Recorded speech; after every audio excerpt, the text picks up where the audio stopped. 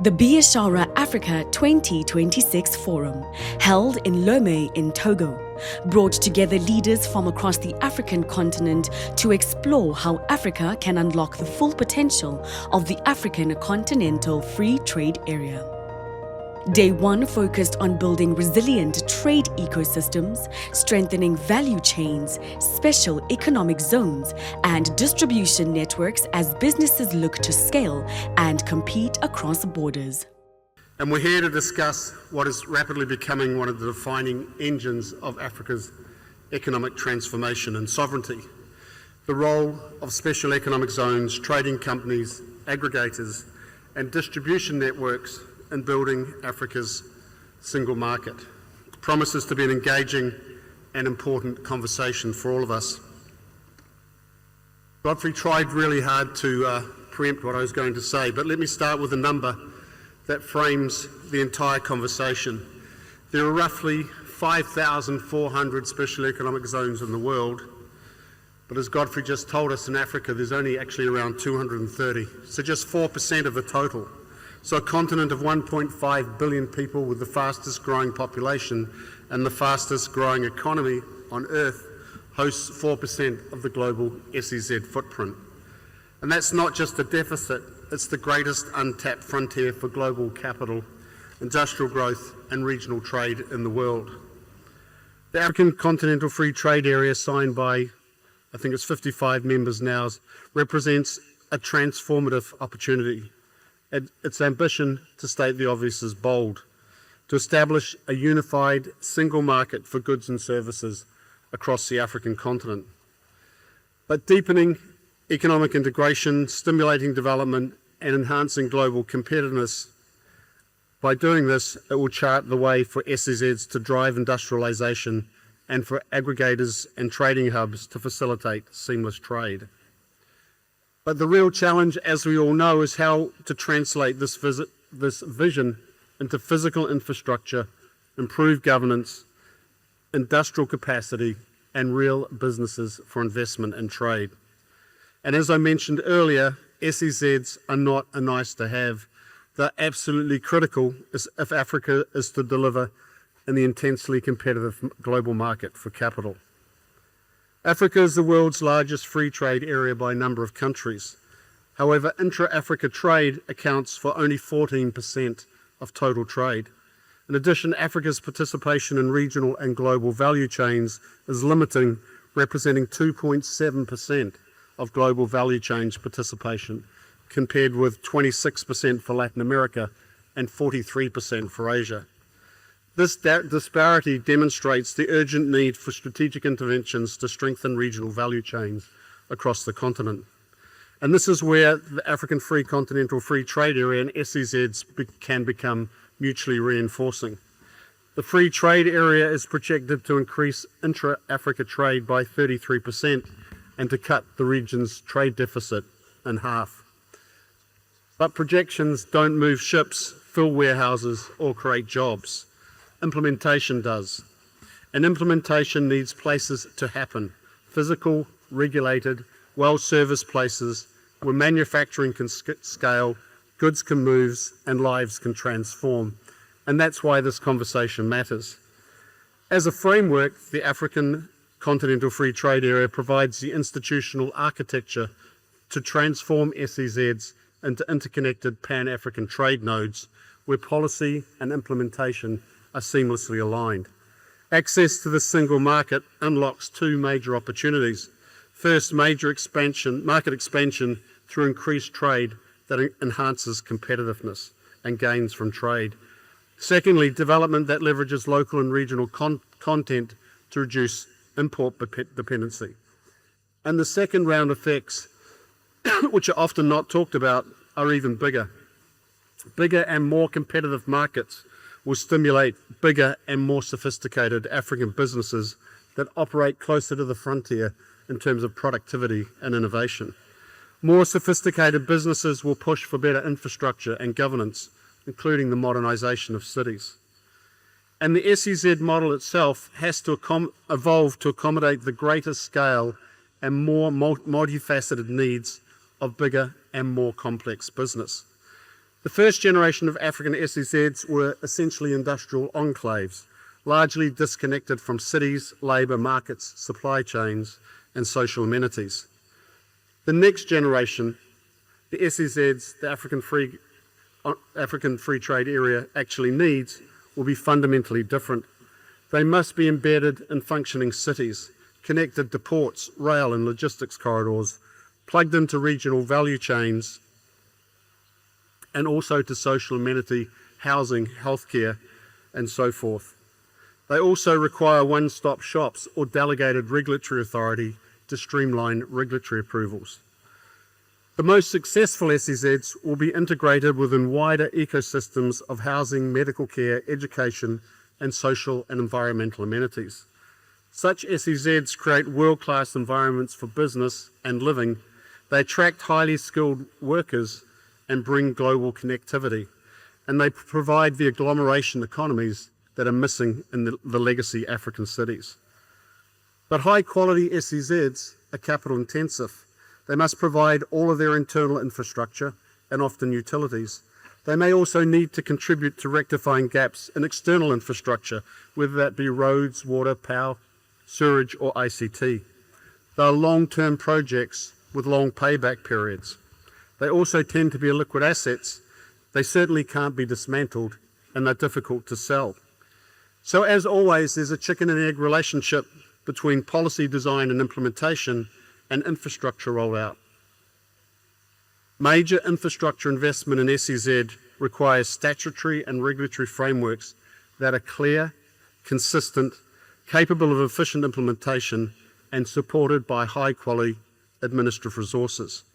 It's critical that mechanisms are in place that reduce the scope for capricious watering down of key SE provisions once SEZ operators have established themselves.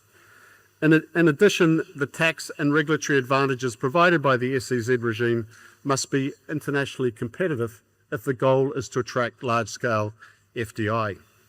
They should also be harmonised across African countries to facilitate trade and investment flows within the region. The role of the African Continental Free Trade Area is obviously critical here. Without such provisions, it's obvious what will happen. SEZ operators will cut corners on infrastructure and other investors. The quality of the operators themselves will be undermined and there will be fewer SEZs. When SEZs do achieve large-scale investment and job creation, it becomes easier to sustain and refine the underlying SEZ framework. Previously unattainable levels of job creation and investment create legitimacy and deepen political support. Successful SEZs are also a source of revenue that can fund high-quality SEZ administration. And clusters of SEZs can support partnerships with government that work to improve the effectiveness and credibility of the SEZ framework over time. At the risk of being undiplomatic, most African countries are struggling to implement these kinds of SEZ frameworks. Too often the frameworks are incomplete or inconsistent, lack adequate administrative and implementation support, and are subject to ad hoc changes that undermine their medium-term credibility. There's also a great deal of work needed to properly harmonise SEZ frameworks across the region, and I'm sure that the free trade area will contribute greatly in this regard. And the stakes in resolving these issues and resolving them now are extremely high. As we all know, Africa is the fastest growing region in the world and has the potential to outperform for decades. Right now, global capital has an appetite for Africa which we've really, if ever, seen before.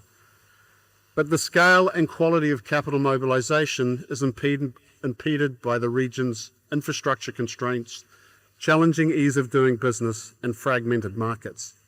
SEZs working in tandem with the free trade area have a big role to play in short-circuiting these issues, and it would be tragic if we didn't work together to seize what really is a historic opportunity to attract global and sophisticated capital right now. Rendezvous, Africa's largest new city builder and operator of SEZs, illustrates what I'm talking about.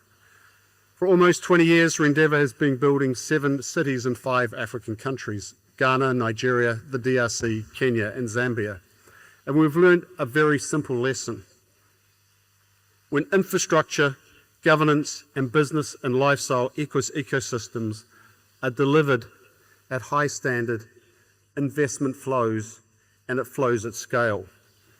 To date, we've catalyzed more than $5 billion in investment and created more than 50,000 new jobs in our projects. The job creation has driven a dramatic increase in incomes and the standard of living in our surrounding communities. We've completed more than 15,000 housing units and have over 6,000 students attending our schools daily. We've attracted foreign investors from more than 30 countries, and several of our host countries we're the largest single destination for foreign direct investment. We host more than 250 large businesses. And critically, investment is accelerating across all of our development typologies based on the attractive city-scale business and lifestyle ecosystems we've created. Let me quickly share a few examples. A globally recognized company selected Alaro City in Lagos as its strategic and operational base for expansion into the West African region. Despite having absolutely no footprint in the region previously, in fact, I'd never even visited, the company, which serves major development organizations, has experienced remarkable growth.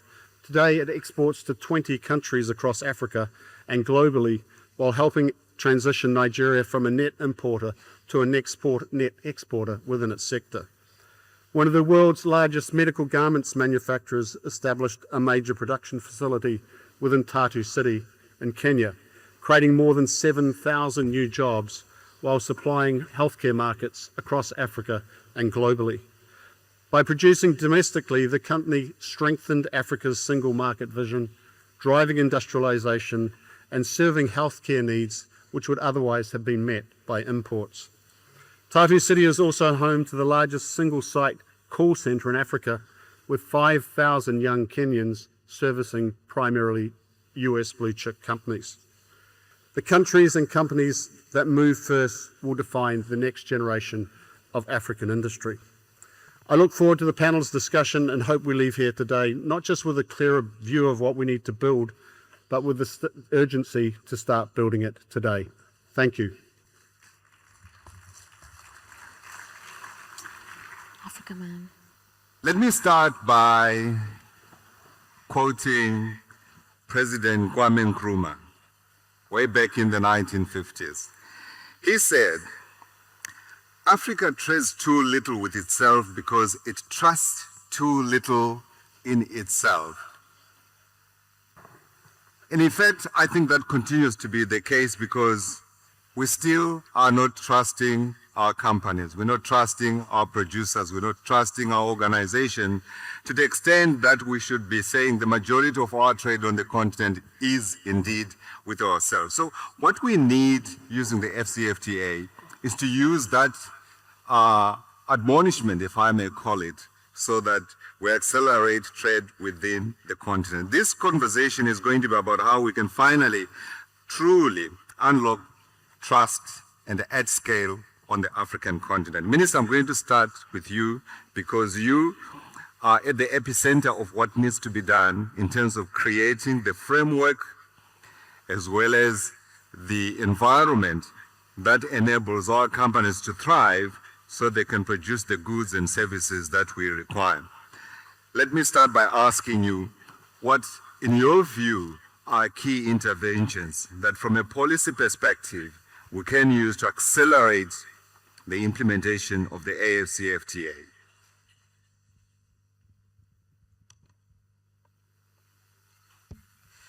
Thank you very much, Mr. the Moderator. First of all, I would like to extend a warmly welcome for all the participants get ready here in Lomé for this Biashara 2026. I think that our collective challenge is clear. It's about how we can transform the vision of African continental free trade area into a concrete instrument, into real opportunities for our SMEs. And I hope that at the end of those Biashara 2026 in Lome, we will together build a pathway which can ensure us to move forward to try to make this African continental free trade area become a reality for our young people, our SMEs, and our generations. Explain to me, from what the minister was saying, and already in the way that you work, how do you see your company playing the role that's required to build this infrastructure? What policy changes, what policy adjustments do you think would make it easier for you to be able to do this?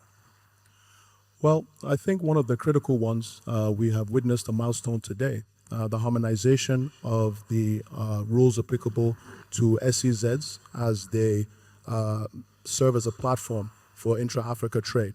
Today, Stephen Jennings signed an MOU with the Secretary General as an inaugural implementation partner, making the Rendever cities in Nigeria, in Kenya, in the Democratic Republic of Congo, and in Ghana serve as a base for consistent application of rules and treatment as we look to, amongst other things, first check the box on certificates of origin and compliance with the rules of origination, and then, or origin, but then also serve as a basis for collaboration and coordination.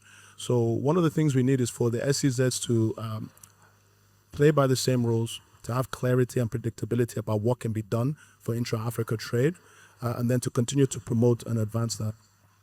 Sure. Thank you. Let's give him a hand, please. Felix, I made you listen to all of this, not because you are the youngest, but because you actually work within these systems and you can poke holes, because you bring together small traders that face these huge bottlenecks that makes it difficult for them to trade across the borders. But you have already succeeded, because I know you're trading already and you're moving in between the different regions, southern, eastern, western. Let me get your thoughts. One, submission from the minister. And then secondly, I also want your thoughts. Remember, we're supposed to find practical solutions to clearing some of these challenges that we're talking about here. Thank you so much. Let me first start by talking about my outfit today. Please. So I happen to be coming here, and one of our local designers challenged me and asked me, you're going to Biashara Afrika and putting on a three-piece suit. You're putting me to shame. So I had no option other than to get an African attire. Yeah? Well done. Thank you. Well done. Who made this? There's a gentleman called Manuel who's opened up a designer shop for such kind of outfits in Kenya, from Ghana, actually. So AfCFTA is actually working. Yeah? Yes. Can we talk about who this is? Name them, please. It's called Manuel. It's called? Manuel. Manuel. Yes. Okay, that's the design. The designer. Fantastic. Young SME, doing wonders in the fashion space. Absolutely. Come on. This guy is already doing it. This is what we're asking for, right? This is what we're asking for. Thank you. Allow me just to give you a snippet or a brief story. So in 2024, Real Sources Africa started an ambitious agenda, trying to see how we could export over 1,000 containers over a period of 12 months, starting off with consolidation and aggregation from SMEs, trying to structure financing, and basically through creating demand, exporting out to South Sudan, Zambia, Malawi, Tanzania. And our vision was very simple: implement the AfCFTA. But along the way, we faced quite a number of challenges. And one of them was the trust gap that we're currently addressing today. Ideally, you are looking at shipping to DRC. You're not quite sure that the entity in DRC will pay you for the product you're going to deliver. But at the same time, the entity in DRC doesn't want to pay you because they don't trust you're going to deliver. Yeah, yeah.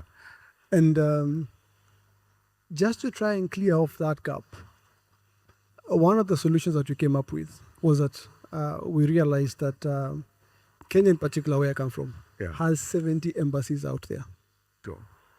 And these are institutions that can actually be used as lead generation points, and we can see on how can we convert embassies to become centers of economic diplomacy. 100%. Thank you for tackling the issue of trust that President Kwame Nkrumah raised back when. If we don't trust our people, if we don't trust our designers, intra-African trade is not going to get anywhere, and the numbers we talk about are going to be low. Thank you all for your attention. Thank you as well to our panelists. Please, if you can give them a hand, and I wish you all of you happy deliberations. The conversations continued on the second day, with key stakeholders and investors shifting the focus on the infrastructure powering that vision. From transport corridors and ports to logistics systems. These networks form the backbone of trade, enabling goods to move and markets to connect. CNBC Africa's Godfrey Mutizwa was joined by a panel of industry experts to explore what is needed from public and private sector to strengthen Africa's infrastructure to support growing intra-African trade. On the African continent, as we know, we are fragmented. There are 54 territories that we talk about. And in our fragmentation, part of it is our own doing. Part of course, is because of Berlin in 1884.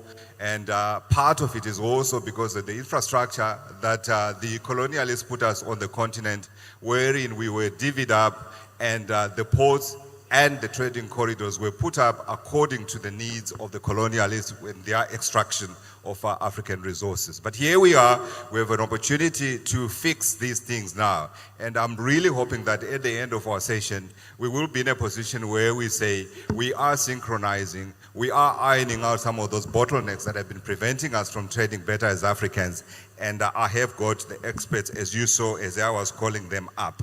Okay, so let me call upon first Dr. Khalid Bishu, Managing Director, Ports and Logistics Consultants, to give us his thoughts on how we strengthen the corridors that we have, and also how we accelerate reforms that enable the efficient operation of the ports as well as the movement of goods through the corridors.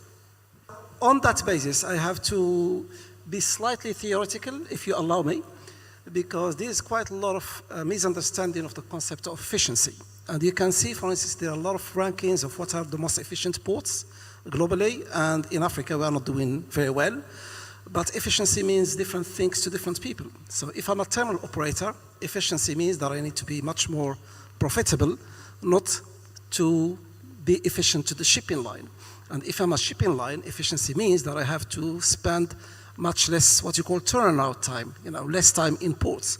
But in the corridor, efficiency means something different. That means how can I bring in the cargo on time and so on.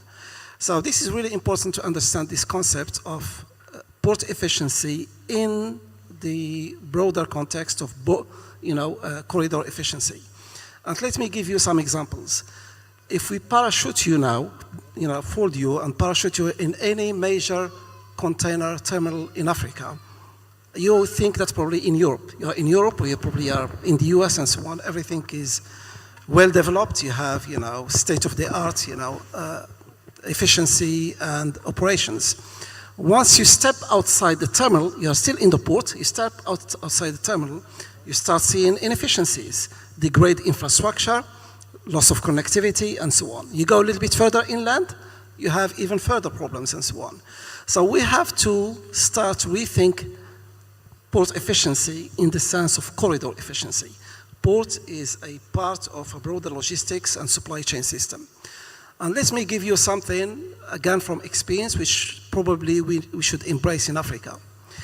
The gentleman next to me from AGL mentioned that we have made quite a lot of strides in port infrastructure. I myself was involved. I used to work in the World Bank. I was a head of ports and logistics at some point. And so we've done quite well in opening up our sector. We have a lot of concessions. We have a lot of international terminal operators. But we only concession ports and terminals. We don't concession the whole corridor system. So as much as you probably improve the efficiency in the port system, we don't have any proper connectivity, rail or road, and then the whole efficiency, really goes down. So it's really important to really embrace the fact that ports are part of a broader logistics system, and we start thinking, as we do in Europe and the US and elsewhere, in terms of not only concession in the port, because all ports, by the way, are profitable. There is no port in the world that is not making money, and I can't challenge anyone here, all ports are profitable. But probably railways are not profitable, roads are not profitable. So what we do now, again, this is the new model, is we bundle concessions. So we say to you, please, as a terminal operator, come in, have a concession, but partner probably with a road operator or railway operator and provide us with a broader integrated concession system operating and so on, because I think that's the only way possible. If you leave, and I've done a lot of work in Africa, I advised many governments and so on, if you leave hinterland infrastructure to the public sector, it will never develop. It's not because the public sector is not efficient, because it has other priorities. Yeah. Social infrastructure, we need more schools, more hospitals, more prisons and so on, rather than economic infrastructure. So I think that's one way. The other big problem, and I think a lot of people don't see it, is within the profession. We are not professionalized enough in Africa. And I look at everyone I am African myself, but you have to be honest. And I'll give you a very small example. I'm sure all of you probably have seen it in almost African ports. In most African ports, probably even globally, we have something which we call free yard storage. So you bring your container, the container has to stay in the port free for 3 days, 2 days, and so on. I did a lot of work in China. The free yard storage in China, in Ningbo Zhoushan, which is the larger port in the world, which I worked in, is only half a day. So after half a day, you start paying.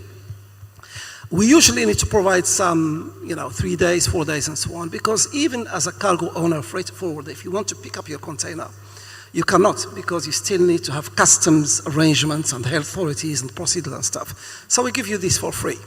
But then in day 3, we say to you, come and pick up your container, pay port dues, other dues and so on.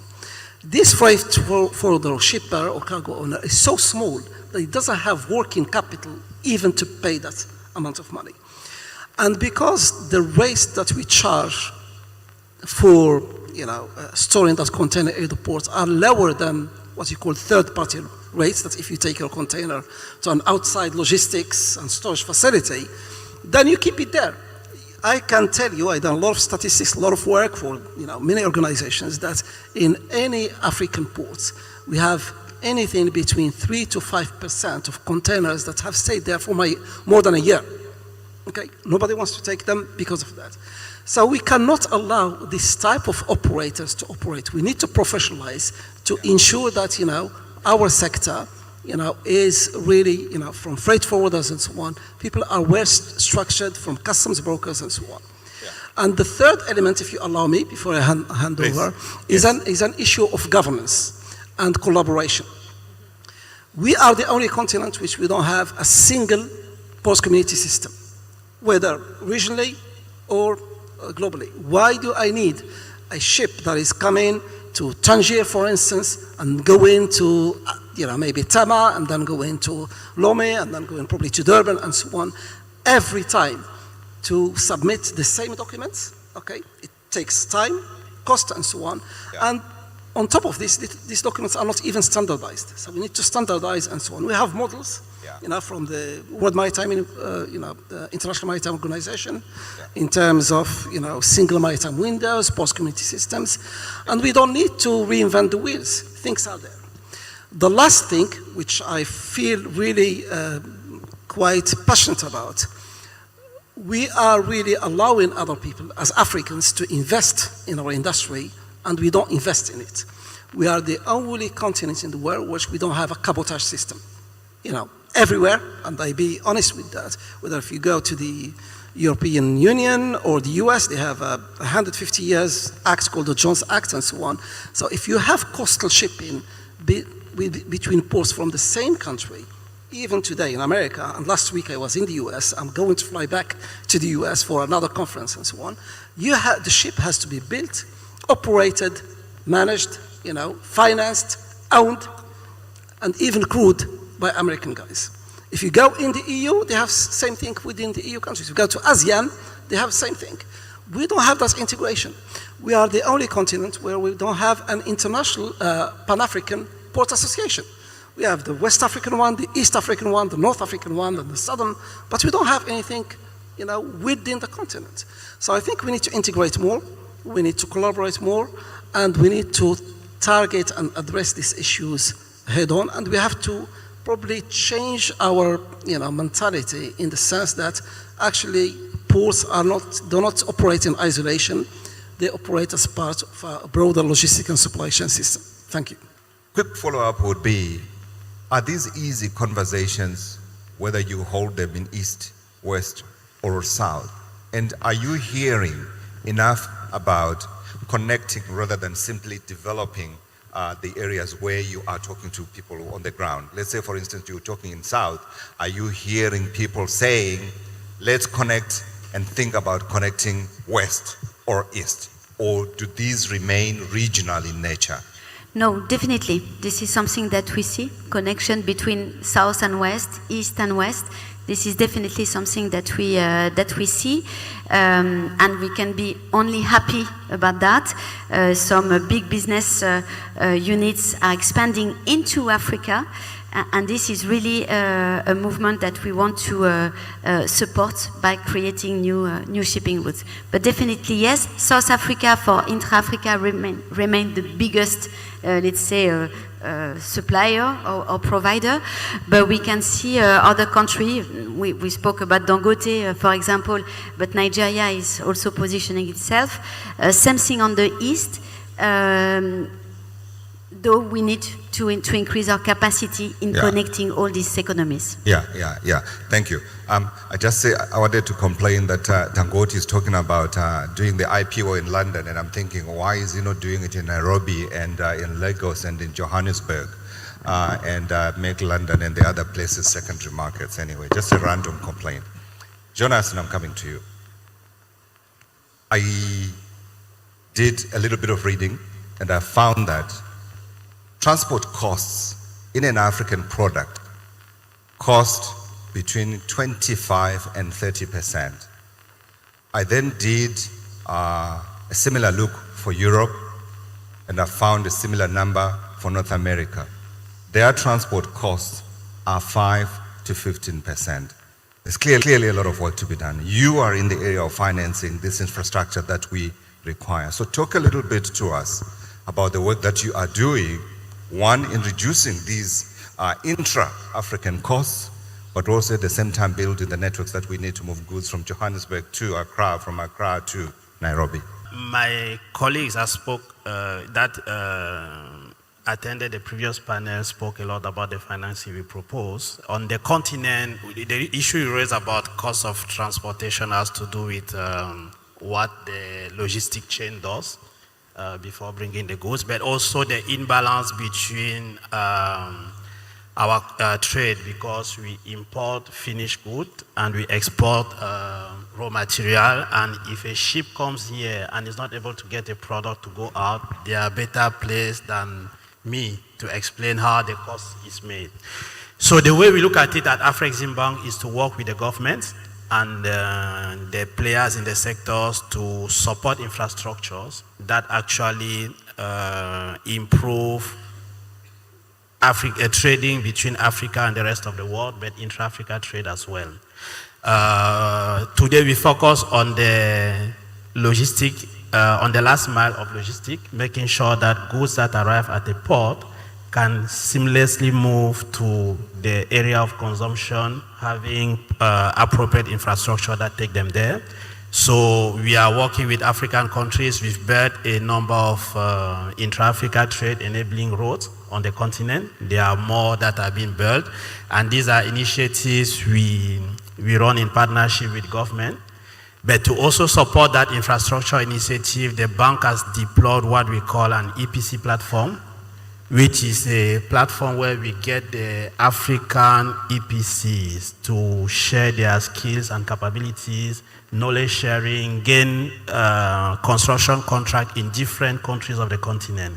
So we can have an EPC from Northern Africa coming to build a project in Togo. By doing so, you retain capital on the continent, you improve skills because that EPC coming from Northern Africa to Togo will bring its technical team, will have subcontractors in Togo, and they'll have to learn. These are export processing companies.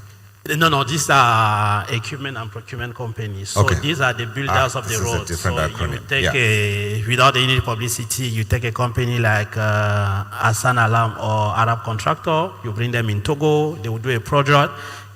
By the time they leave Togo, the Togolese subcontractor will have learned something. So the SME in Togo that is into infrastructure development will have learned a way of doing a road. Tomorrow they won't do 100 kilometers road, but they can start with 5 kilometers. They can do some subcontract in the road project. So, and we have a presentation this afternoon at 2 p.m. on this EPC platform. It will be good to join and listen about what we do on that platform. We also support in terms of infrastructure development by making sure we build, we support governments to build state-of-the-art port infrastructure, or we develop trading corridors that allow business between countries that trade a lot. And yesterday our president was mentioning the good example we have in Southern Africa, between South Africa and the neighboring countries. What we also do to help the cost of transport, I don't know if it's considered transport, is to facilitate the trade between landlocked countries and the other countries. Today, to move a good from a coastal point to another country that is landlocked, if there are 3 or 4 border posts, you need 3 or 4 different custom instruments.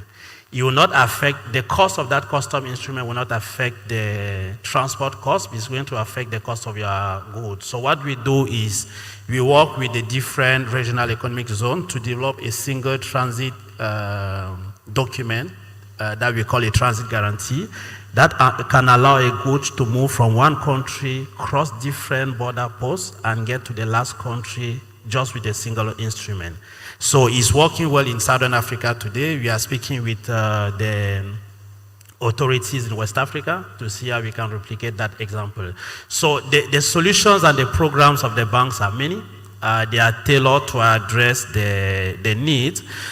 Today, they are mainly supported by government initiative, but we also want to let the private sector know that we want to push the public-private initiatives by making sure that we can come with private investors to support those projects. We have an example in Togo here with the industrial park, where together with the private sector, we develop a part that supports some logistic activities.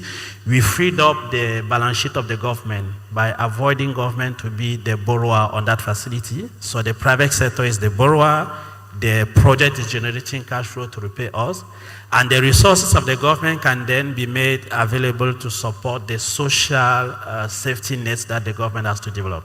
I've been told we've got 5 minutes.